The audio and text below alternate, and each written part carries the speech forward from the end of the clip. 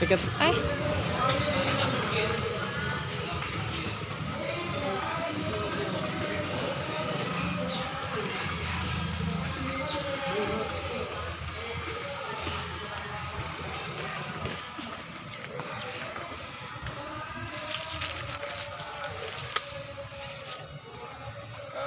Apa kalau kesulitan bawa barang kita mau masuk ke keraton ya kita foto-foto dulu di sini.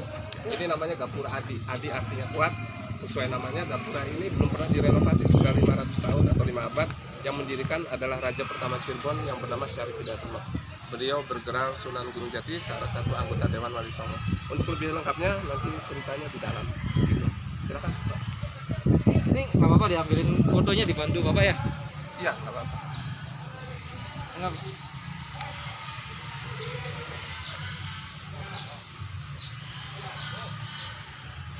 Foto dulu lah. Saya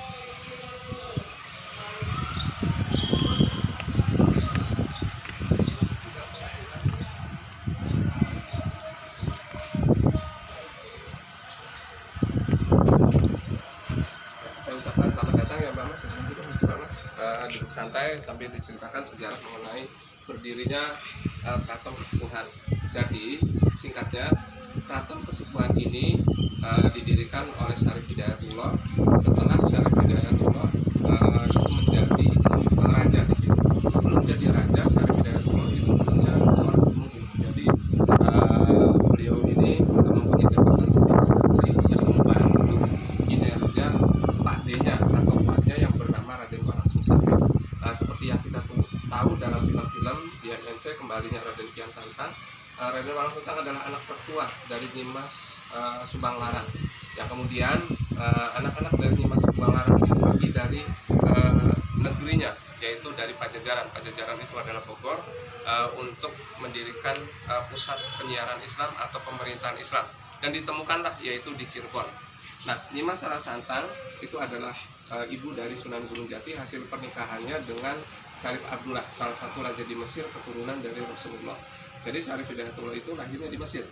Pada awalnya ketika Sunan Gunung Jati masih dalam kandungan atau belum lahir, Raden Walang Sungsang di sini dinobatkan sebagai raja dan direstui oleh Prabu Siliwangi, Raja Pajajaran yang pada waktu itu menguasai Jawa Barat, sebagian dari Jawa Tengah, dan kemudian Lampung, Palembang itu yang masuk wilayah kerajaan Pajajaran pada waktu itu. Nah, Syarif Hidayatullah lahir di Mesir, kemudian datang ke Cirebon di usia 20 tahun kira-kira. Nah, kemudian beliau awal-awalnya menjadi tumenggung dan kemudian akhirnya dipercaya oleh pakdenya untuk meneruskan estafet kepemimpinan beliau. Nah, Syarif Hidayatullah mengadakan pelebaran atau renovasi-renovasi keraton yang ada di Keraton Pakuwati. Nah, Keraton Pakuwati ini kemudian oleh Sunan Gunung Jati dilengkapi dengan bangunan-bangunan yang lain yang berfungsi sebagai kepentingan negara atau masyarakat, seperti ada tempat ibadah yaitu masjid, kemudian ada Siti Hinggil yaitu ini adalah podium kebesaran raja, tempat raja melihat acara kenegaraan yang diselenggarakan di alun-alun. Tempat kita berkumpul ini namanya Malang Semirang. Nah, ketika mengadili orang, dulu raja juga bertindak sebagai hakim, duduknya di sini. Nah, kemudian kalau di sebelah sana itu ada Mande Semarti, ya. Kemudian di sebelah sana itu ada Mande Pandawa V, tempat duduknya Panglima Perang. Gitu. Kemudian di sini ada Mande Pengiring, tempat duduknya pengiring raja.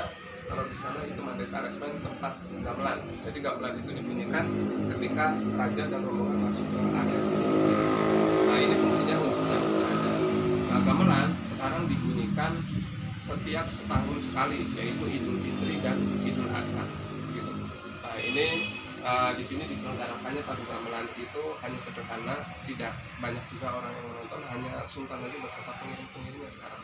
Beda dengan dulu karena keraton ini sebagai pusat pemerintahan. Nah, setelahnya eranya Syarif Hidayatullah, keraton ini mengalami kemunduran. Tepatnya tahun 1678, keraton ini direbut oleh Belanda. Kemudian mengalami krisis politik pada waktu itu. Terjadi perubahan politik, di mana kesatuan keraton pada waktu itu dipecah oleh Belanda menjadi dua bagian, yaitu keturunan raja pada waktu itu yang terdiri dari para pangeran. Ada 2 pangeran yang berpengaruh, yaitu Pangeran Samsudin dan Badruddin, masing-masing menjadi raja begitu. Maka dibuatlah keraton yang satu lagi, keraton yang masih muda, yang bernama Keraton Kanoman, berasal dari kata anom berarti muda, yang letaknya 250 meter dari sini. Ya mungkin Mas sama Mbak udah tahu ya. Nah kemudian keraton yang ini, Keraton Pakumati ini, karena tua maka dirubah namanya menjadi Kesepuhan. Jadi nama Kesepuhan itu karena berdirinya Keraton Kanoman. Tadinya namanya Keraton Pakumati. Nah pakung itu udang, wati perempuan. Dulu masyarakat Cirebon itu penghasil udang. Dari udang ini kemudian dibuat petis, kemudian juga dibuat terasi, sehingga pada waktu itu terkenal sekali Cirebon akan terasinya. Nah dari sinilah masyarakat Cirebon kemudian berkembang dan makmur, akhirnya mampu mendirikan pemerintahan dengan ini basis ekonomi yang cukup pada waktu itu, sehingga mendirikan keratonnya disebutlah Pakumati. Watinya berarti watinya itu perempuan atau ibu kota atau pusat pemerintahan di Jawa Barat. Karena pada waktu itu setelahnya eranya pada waktu Syarif Hidayatullah menjadi raja, kakeknya Prabu Siliwangi memindahkan pusat pemerintahan yaitu dari Bogor ke Cirebon pada waktu itu. Karena masyarakat Jawa Barat itu di bawah pengaruh Syarif Hidayatullah yang beragama Islam, masyarakatnya pada waktu itu sudah pindah agama waktu itu. Nah begitulah resminya, yaitu di tahun 1482. Nah Cirebon resmi menjadi negara besar dan Pajajaran akhirnya terbalik menjadi bawahannya pada waktu itu aja. Nah begitu sejarah singkat mengenai ini. Maaf ini alurnya nggak maju mundur jadi ceritanya gitu, dari Syarif Hidayatullah runtuh kemudian balik lagi saya jelasin. Nah begitu ya. Nah mengenai bangunan-bangunan yang ada di sini, ini bangunan ini sebetulnya masih asli. Ini batanya ini asli, kalau ini sudah ganti. Ini dulu menempelkan orang tua kita dulu pakai getah karet. Nah termasuk itu sudah 500 tahun, itu masih asli, belum pernah mengalami renovasi. Kok bangunannya seperti pura di Bali? Nah itulah ciri-ciri bahwa Keraton Kesepuhan ini adalah tertua kerajaan Islam yang paling tua di Jawa pada waktu itu, baru keduanya kemudian Demak begitu. Nah sekaligus sekarang ini Keraton Kesepuhan ini menjadi tertua se-Indonesia saat ini. Nah, mungkin Mas pernah mendengar istilah Festival Keraton Nusantara, di mana Sultan Kesepuhan menjadi tertua Raja Nusantara itu karena salah satu sebabnya Keraton Kesepuhan ini tertua untuk saat ini di Indonesia. Karena sebelum Keraton Kesepuhan ini kerajaan Hindu, di mana keratonnya sudah pada rusak, yaitu Pajajaran dan Majapahit. Nah mengenai bangunan Siti Hinggil ini yang membangun ini arsiteknya itu orang Demak keturunan dari Majapahit, namanya Raja Sepat. Makanya kita lihat ukirannya berdaya Majapahit yang dipengaruhi oleh Bali. Nah seperti ini usianya sudah 500 tahun. Nah ya silakan disut gitu. Nah Sunan Gunung Jati memasukkan filosofi pada bangunan-bangunan yang ada di sini, walaupun bentuknya itu seperti bangunan-bangunan yang pada waktu itu lagi trennya kerajaan Hindu Buddha membangun bangunan seperti ini, namanya Candi Bentang. Ini filosofi Islam masuk ke dalam tiang mande. Mande itu adalah suatu bangunan dimana tidak ada dinding, adanya tiang-tiang, ada balai permanen seperti ini. Namanya mande. Mande semakin lalu di sana ada 2 tiang melambangkan 2 kalimat syahadat. Nah, kalau di sini ada 20 tiang melambangkan 20 sifat wajib omong. Nah, yang berukirannya, Mbak, ini 1, 2 di belakang, 3, 4, 5, 6 melambangkan rukun iman. Kalau sebelah sana itu ada 5 tiang berarti rukun Islam. Kalau itu 8 tiang itu di mandi pengiring menandakan 8 penjuru mata angin. Nah kalau sebelah sananya sama 8 tiang, tapi untuk melambangkan 8 jalan ke Buddha, menghormati orang Buddha. Nah begitu. Nah ini di sini 4 peninggalan agama besar ada semua di sini, uniknya di Keraton Kesepuhan ini, mulai dari Islam, Hindu, kemudian juga Buddha, Kristen. Nah ini ada semua di sini. Kemudian juga simbol-simbol adat dan tradisi yang ada di Jawa ini ada semua di sini. Kemudian bercampur juga dengan budaya Tionghoa, Sunda dan Jawa. Nah bisa kita lihat pada bangunan-bangunan seperti ini. Ini adalah simbol-simbol batik Jawa begitu. Adapun bangunannya itu adalah joglo namanya. Ini bangunan Jawa atau Tionghoa sebetulnya. kalau joglo itu, karena ada persamaan sebagai sesama orang timur yang berbasisnya itu budayanya budaya ras Mongoloid. Nah seperti itu. Nah ini nanti kita masuk ke sana ke keraton ya, tapi sebelumnya barangkali ada yang ditanyakan silakan. Itu coba Kebetulan kalau Gimana? dengan simbol ini itu mandi itu kan Ya. kita duduk dulu nggak apa-apa. pendek Pak. Ya. Ini pembelajaran buat adik yang Tadi sekolah kan nih. katanya buat Karena Bogor itu Ya. merupakan Jarak kakek apa dari duduknya siapa Bogor. tadi? Jaksa ya. Kenapa dikatakan kakek Ya. dari No, Bogor? Karena di Bogor itu bentuk nggak ada kepalanya? Nah kita ke yang sana mungkin silakan Bapak Ibu supaya Mas tahu ya, adik tahu di sana ada kerajaan namanya Pajajaran, betul. Nah Pajajaran itu kerajaannya bernama Silakan Mas duduk di sini. beliau dikenal dengan namanya Raden Pamanarasa. Raden Pamanarasa Oh iya. Oh, Jadi ya, enggak. hanya terlihat matanya, jadi keningnya itu tidak terlihat. Ini mengandung filosofi kalau kita itu harus taat hukum, begitu. Jadi bangunan mencuat di atas artinya itu mencuat ya Mbak ya. Itu artinya kita itu memuja Tuhan. Ininya rendah, itu berarti kita rendah di depan Tuhan. Artinya kita itu sebagai bangsa yang beragama harus tahu aturan dari Tuhan yang datangnya dari Tuhan. Kemudian kita sendiri membuat hukum. Nah, di sini jaksa harus taat hukum, tidak boleh mengadakan penyerangan. Begitu. Bisa ke sana, bisa ke sini, tergantung bagaimana sidangnya nanti. Begitu. Nah, ini di mana ininya dalam ke sana. Nah, jadi fungsinya jaksa itu ketika masuk kemari itu harus tunduk terhadap aturan-aturan yang ada di keraton, undang-undang, maksudnya seperti itu. Nah,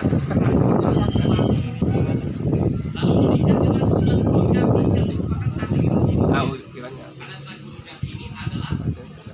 ininya sudah ganti, ininya asli ganti, ini ganti, prank ganti, kecuali ini masih asli. Kalau bagian atas mau Atas semuanya sudah ganti semuanya. Nah, mari kita kesini.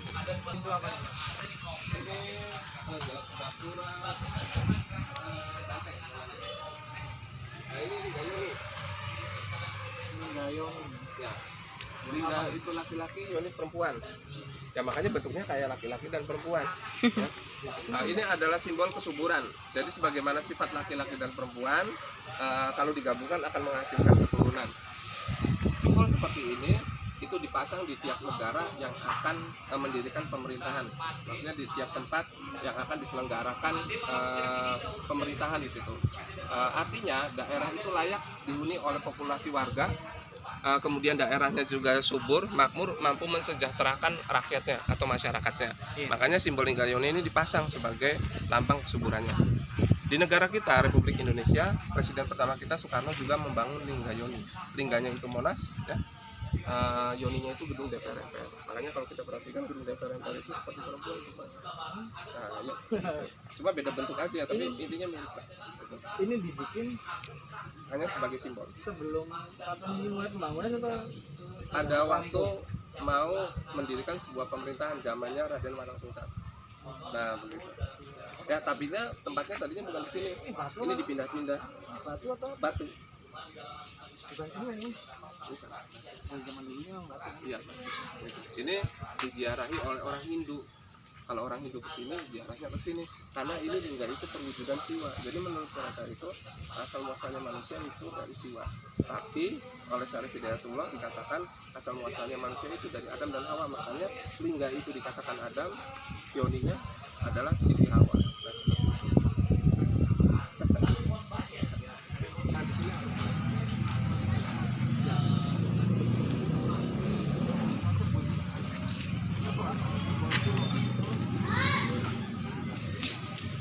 nah ini namanya Gapura Banteng. Nah di sini ada relief banteng. Nah relief banteng ini untuk melambangkan keberanian aparatur negara tempo dulu untuk menegakkan HAM. Jadi seorang hakim atau jaksa itu tidak boleh lemah ketika menangani suatu kasus. Jadi harus kuat. Biasanya tidak boleh mudah ditakut-takuti dan tidak boleh mudah disuap. Ini di batanya diredit dari zaman dulu nih Pak. Untung nggak hancur ya. Ya kuat. Belanda datang nggak diurak-urak. Musuhnya lagi kan habis kan itu ya. Ya karena sejarah ini dijadikan Kemarin saya Ciperma, Ciperna pemerintahan Sultan Sepuh yang kelima, Sultan Mahmudi. Beliau ketika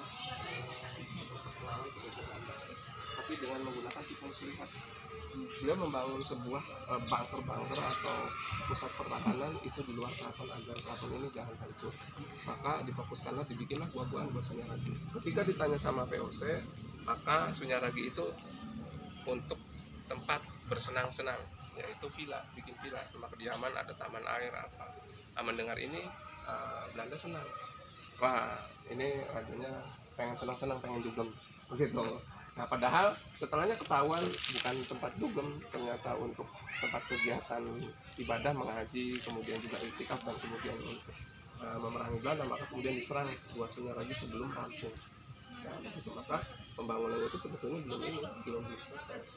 Nah, itu sejarah berdirinya Sunyaragi. Ini namanya Pengada.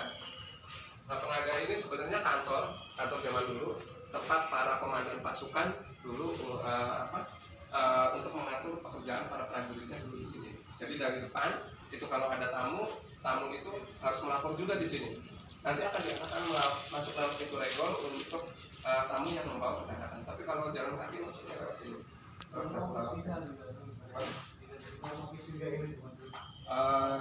Jadi ruang koordinasi ya termasuk juga untuk laporannya, tapi jadi sifatnya itu hanya memeriksa barang-barang perlengkapan itu yang akan dibawa serta kepentingannya itu apa begitu. Apa cukup ditangani di sini, apa harus masuk ke sana. Jadi di sini protokolernya itu ada beberapa lapis. Yang pertama, mereka harus menghadap kepada demang yang ada di depan itu di Pancaratna, dan mereka harus lapor di situ.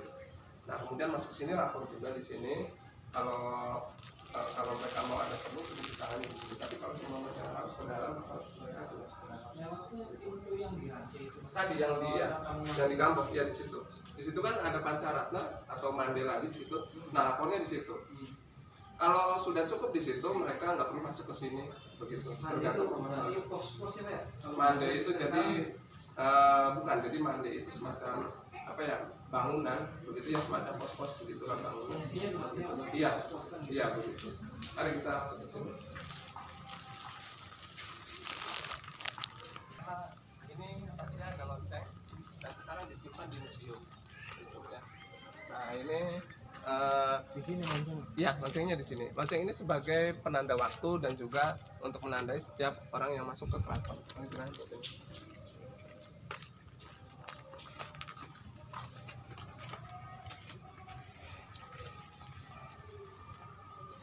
Nah, ini kita lihat di sini ada sebuah taman. Taman ini namanya Kemandungan. Dulu ini adalah gudang senjata, tapi sudah hancur rata dengan tanah. Kemudian Sultan yang sekarang membuat taman ini, dan sebagai gantinya sebagai gudang senjata maka dibangunlah museum. Nah, ini museum modern. Ini yang meresmikan Pak Jokowi. Namanya sekarang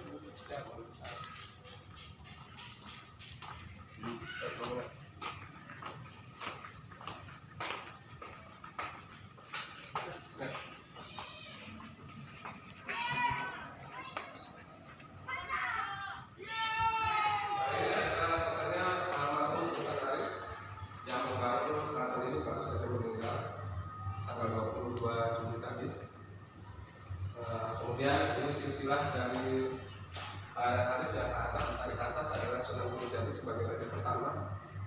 Sunan Gunung Jati sendiri itu leluhurnya itu kalau diambil dari dua buah jalur, dari ayah dan dari ibu, di mana garis ayah itu keturunan dari Rasulullah, sedangkan dari garis ibu Nimas Larasanta itu keturunan dari raja di raja Jawa Barat, Pajajaran, yaitu Maharaja Adi Mulia. Nah, ini museum ini dibangun oleh Sultan Sepuh yang ke-14, Sultan Arif ini, tapi sudah meninggal. Dan kemudian penggantinya nanti akan dinobatkan putranya, yaitu Pangeran Raja Adipati Lukman Zulkarnain. Nah, ini nah, ini museum ini setiap pengunjung itu dikenakan tiket Rp25.000 kalau mau masuk. Tapi kalau kontak berbeda sudah nggak apa-apa. Di kantor kita bisa lihat ya, kemudian masih banyak.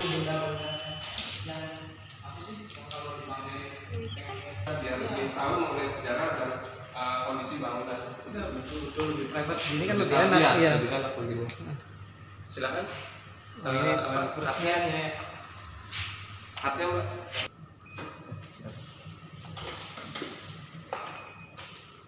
Nah, kita berurutan ya Mas ya supaya Kalau dulu kan ada CCTV dan juga AC karena Sultan Sepuh yang ke-14 ini prihatin dengan kondisi barang-barang peninggalan leluhur kita. Jadi kalau didirikan museum modern semacam ini bisa terawat.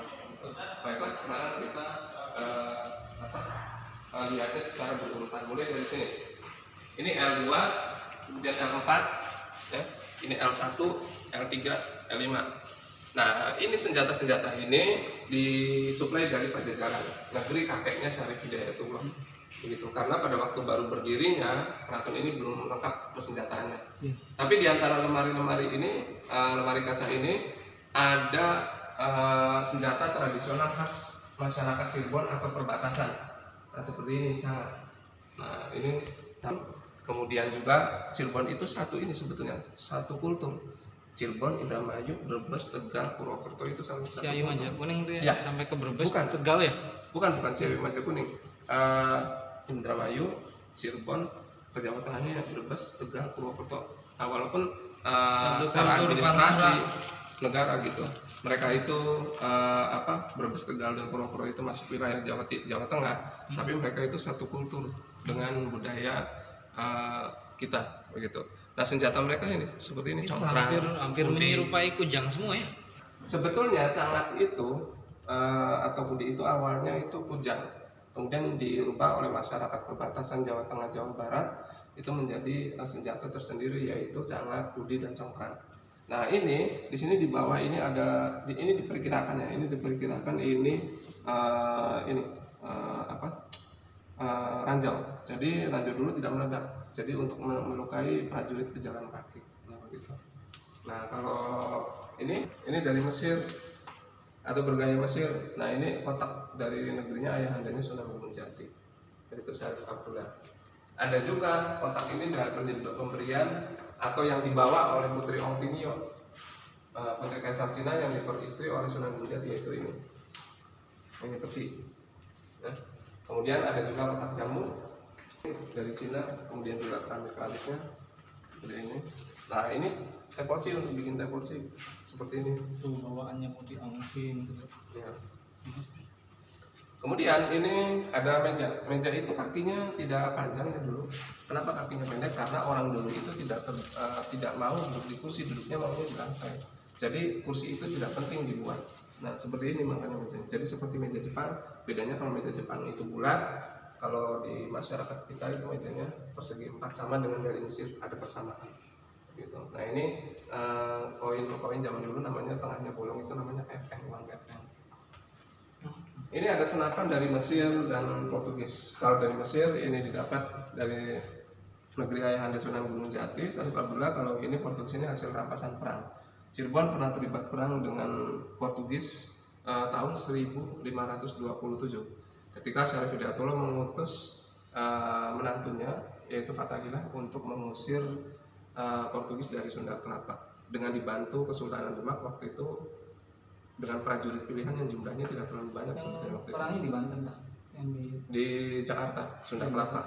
Ya, Jakarta Utara. Nah, ketika diusir lalu mengubah kota Sunda Kelapa menjadi Jakarta. Pangeran Fatahillah itu menguasai Banten, Sunda Kelapa, Jakarta, Banten.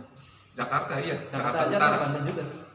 Enggak, Jakarta Utara. Nah, jadi kalau Banten itu ya dikuasai oleh Pangeran Sabah Kingkin, yaitu anak dari Sunan Gunung Jati. Jadi Fatahillah ketika menyerang ini Sunda Kelapa itu dibantu oleh anaknya Sunan Gunung Jati yang pada waktu itu mempunyai pengaruh di Banten. Jadi Fatahillah itu dari jalur timur, ininya dari jalur barat. Begitu. Pas Cirebon orang ke Banten tuh itu berarti di bawahnya lagi, turunan di bawah lagi. Pas maksudnya perang antara Banten sama Cirebon yang Cirebon sama Banten enggak pernah, katanya Cirebon pernah nyerang ke Banten. Belum pernah, justru malah saudaranya enggak pernah. Nggak pernah. Justru malah saling membantu Cirebon dan Banten. Jadi Syarif Hidayatullah itu mempunyai anak dua, satu Maulana Hasanuddin dan satunya itu Pangeran Pasarean. Pangeran Pasarean didudukan di Cirebon, sementara Maulana Hasanuddin atau Pangeran Sabak ini didudukan di Banten, begitu, untuk mendirikan kerajaan Banten. Berarti itu asal dia ngomongnya. Oh enggak, itu salah, itu kabar tadi. Coba aja Mas kalau semuanya ke Banten, itu ya itu pasti diakui sebagai saudara sama orang Banten. Dia kisahnya tuh apa? Si Cirebon tuh besanan nama siapa gitu tuh. Terus sama Bantennya pengen kita kuasain juga sama si besannya. Nyuruh adik-adiknya Cirebon tuh untuk nyerang ke sana. Oh enggak. Kalau Cirebon dan itu baik keratonnya, raja-rajanya juga masyarakatnya itu bersaudara. Begitu. Kalau musola yang dari zaman dulu untuk umum kamu itu ada di sini. Musola yang dari zaman dulu tempat sholat. Langgar Agung itu yang di depan museum. Oh, ada di sebelah sini. Ada, nanti kita keluar kita lihat keraton itu ada di depan. Nah ada juga perang saudara Cirebon itu bukan sama Banten tapi sama Sumedang. Iya, kalau saya pernah dengar. Makanya Sumedang itu pada waktu itu sempat masyarakatnya itu memboikot batik-batik Cirebon, sempat. Tombak yang gagangnya itu di tengah, Mas. Jadi ini bisa diputar-putar. Ini budaya dari Tionghoa sebetulnya. Oh, gitu. Iya, ruyung. Iya, ruyung. Nah ini kalau ini batu gilang penunjuk arah kiblat. Jadi Raden Walang Sungsang ketika mendirikan pemerintahan Islam belum membangun masjid waktu itu, baru keratonnya. Maka masyarakat itu sholatnya di keraton. Nah maka sebagai patokannya batu ini sebagai arah kiblatnya. Ini dipindah jadinya di mana? Enggak, tetap di sini. Jadi dulunya museum ini adalah istilahnya Raden Walang Sungsang. Jadi ini tidak berpindah tempat. Jadi museum ini didirikan menurut kedudukan batu ini berada. Kalian begitu. Walang Sungsang itu julukan itu sih lupa lagi. Pangeran Cakrabuana, Raden Walang Sungsang itu adalah anaknya Sunan Gunung Jati yang Waknya. pertama ya. Waknya, iya, Waknya. Yang dikenal oleh masyarakat Cirebon itu Mbahku Cirebon, Pangeran Walang Sungsang. Ya, Mbahku Cirebon itu Pangeran Walang Sungsang. Iya, maksudnya yang satu orang yang namanya beberapa orang. Mbahku Cirebon, Pangeran Walang Sungsang. Terus nama aslinya Kisomadulo. Kisomadulo. Itu pada waktu ibadah haji. Kemudian Pangeran Cakrabuana. Itu. Kemudian siapa lagi nama Islamnya ada? Abdullah Iman. Oh, gitu. Nama aslinya tadi? Raden Walang Sungsang. Iya, nama aslinya. Itu aslinya. Tapi ada yang mengatakan iya dari Pajajaran. Itu mah pada sini. Nah, ini ada keris-keris di antaranya keris singa barong, ini binatangnya emas. Nah, kemudian ini gamelan tradisional, alat musik tradisional ya Mas ya. Di antaranya ini ada alat musik untuk ini memanggil hujan, yaitu kodok korek. Kalau kita perhatikan kalau mau hujan itu kan kodok suka bunyi krek seperti gitu tuh. Nah ini dibunyikan ini sebagai pemanggil hujan, itu menurut kepercayaan Hindu.